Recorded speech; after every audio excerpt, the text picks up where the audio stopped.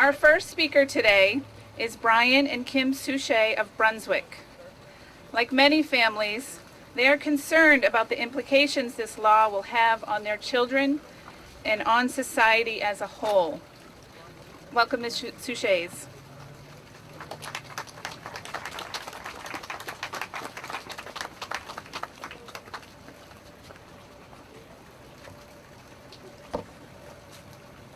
Thank you all for showing up in defense of marriage.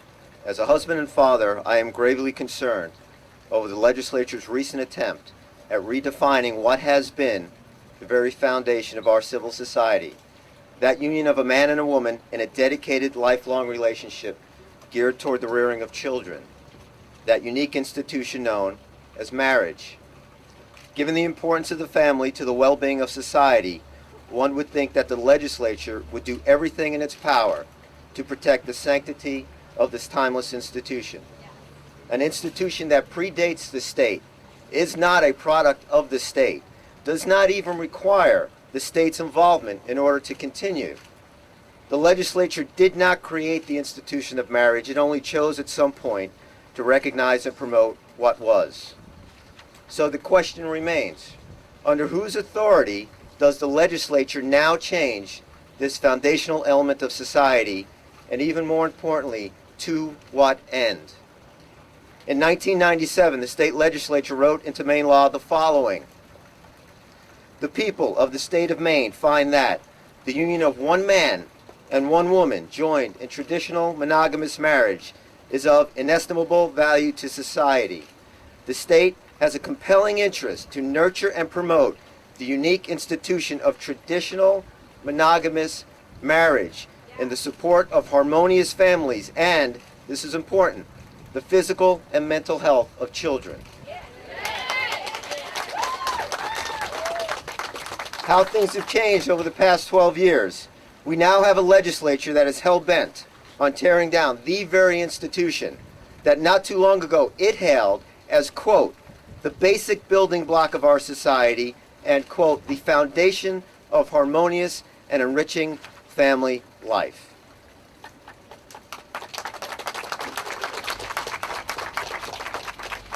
We as parents face losing our parental rights in the teaching of moral issues to our children.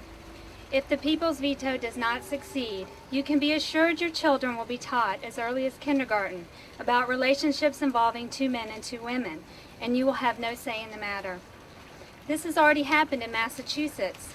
A father who asked to be notified of such teachings was informed by the principal of the school in writing that no parental notification is required to discuss homosexual families/issues, and that faculty can discuss homosexual families and homosexual issues with his son.